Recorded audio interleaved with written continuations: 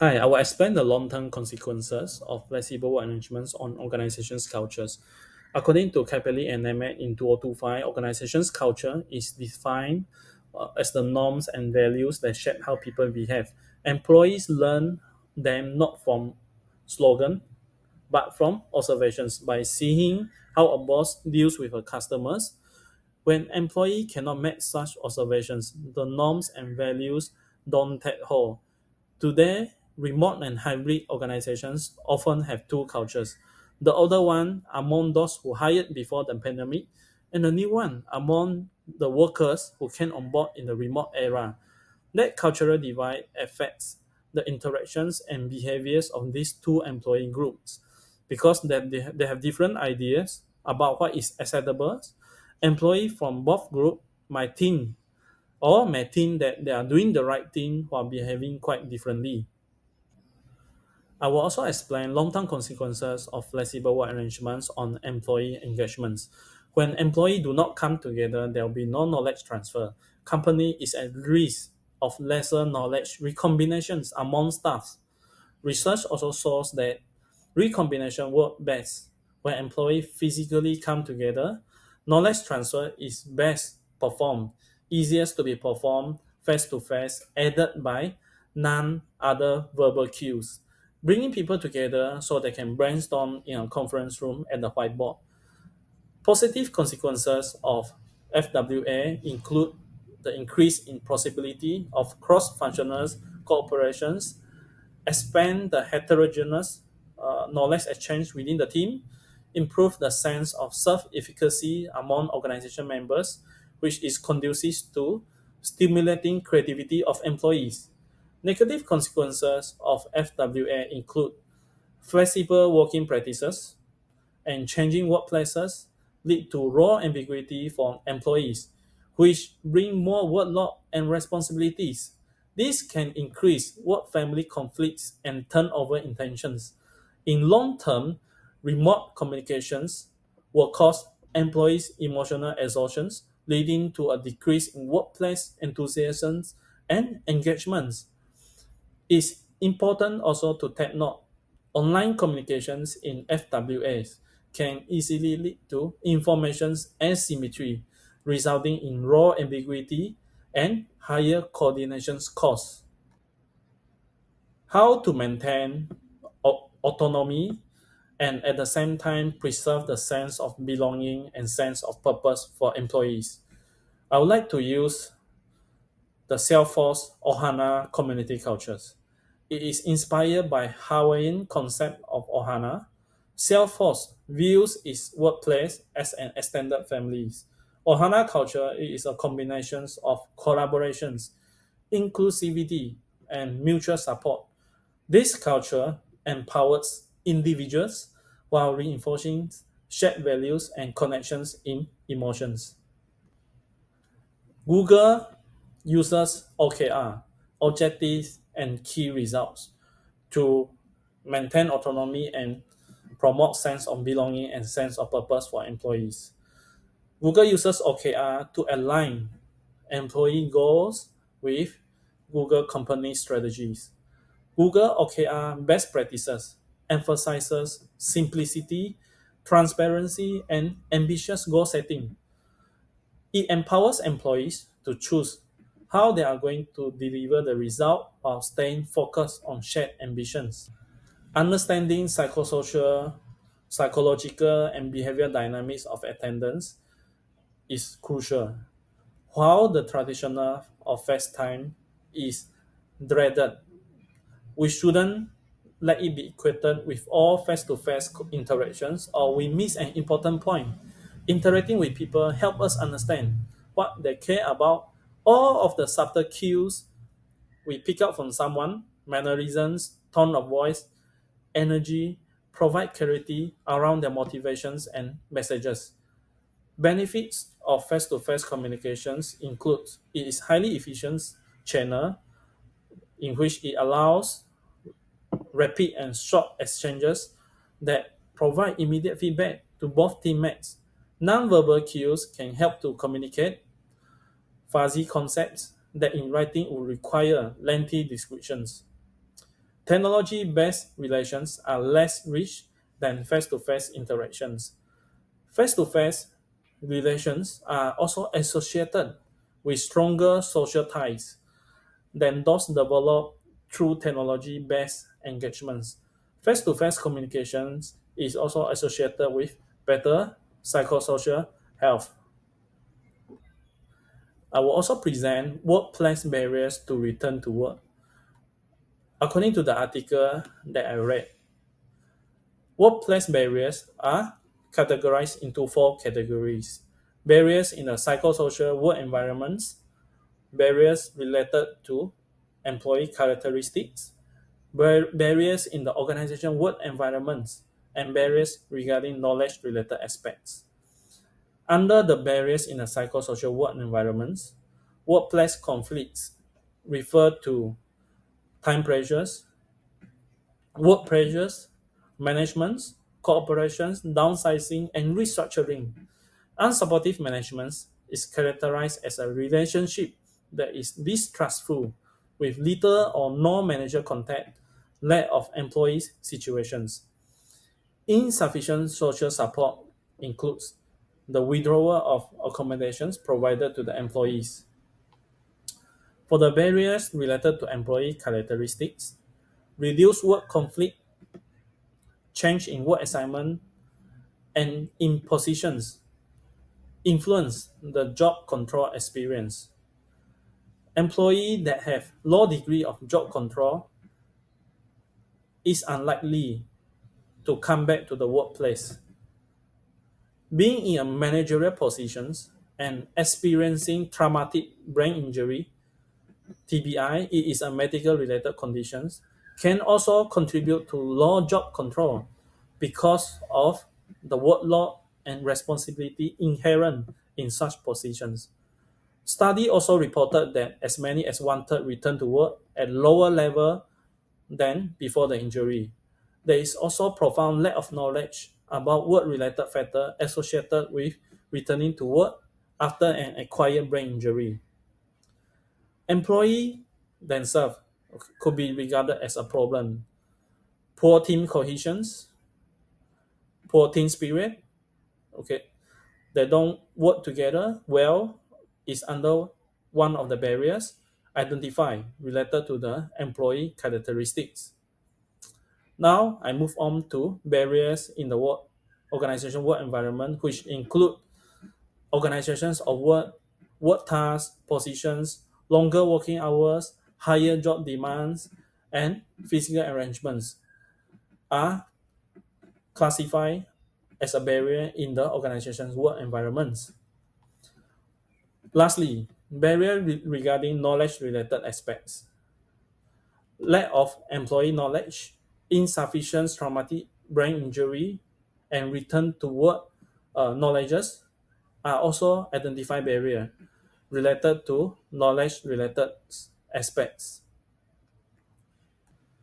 In the article, it mentions that both managers and employees, other employees who are not affected with a traumatic brain injury, describe TBI as an invisible condition and found this is a challenge on its own, especially because they lack TBI knowledge.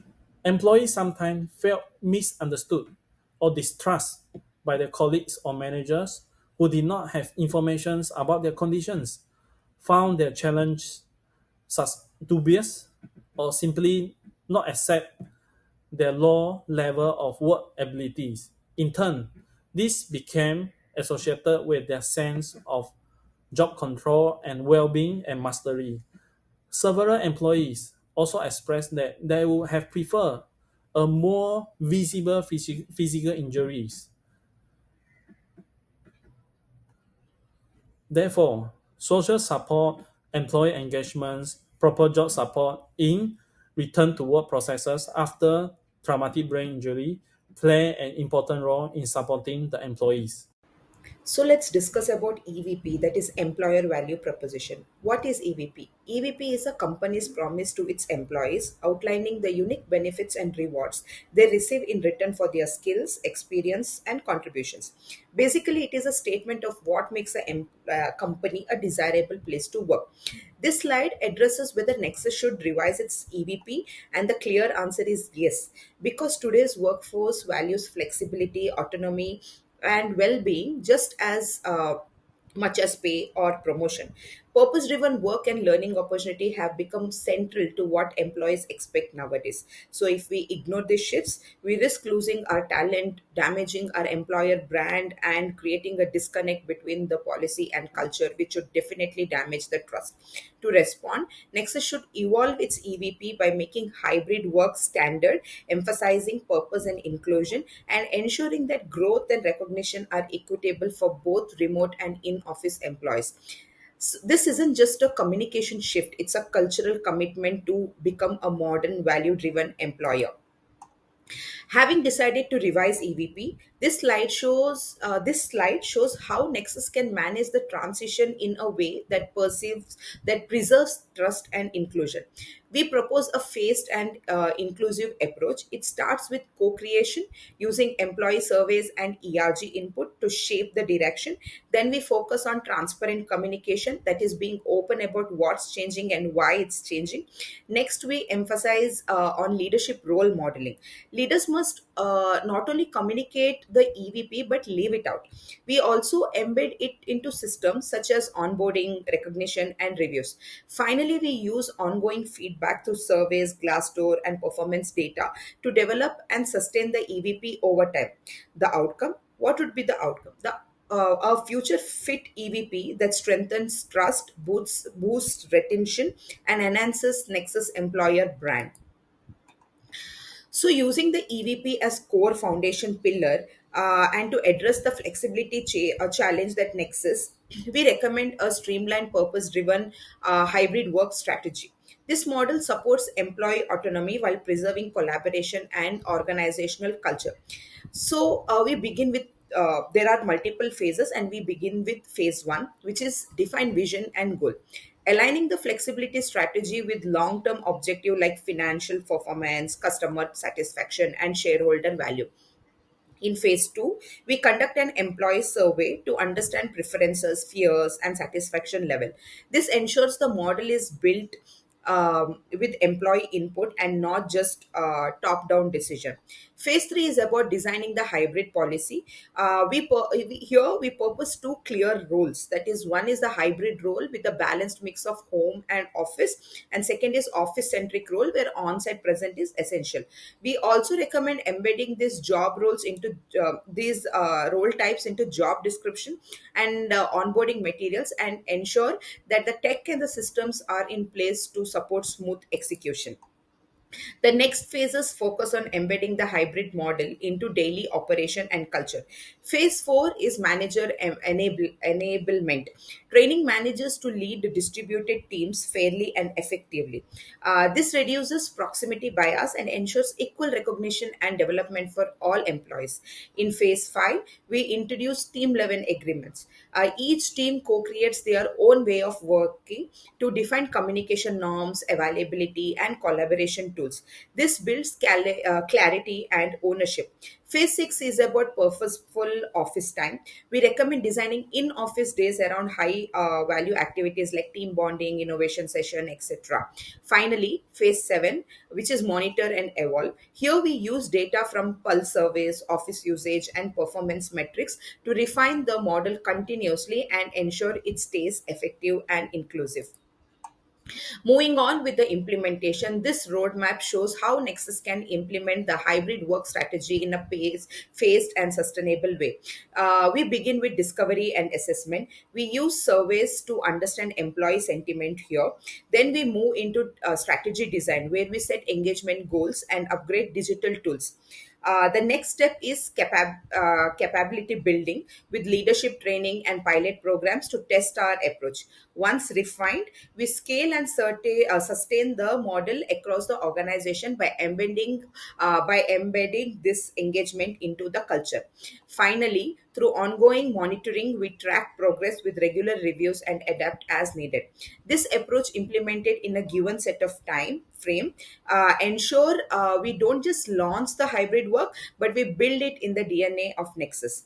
In conclusion, knitting all this together and by combining ethical awareness, strategic clarity, and structured implementation, Nexus Enterprise can lead the way in building a trust based, inclusive, and future ready workplace. Thank you.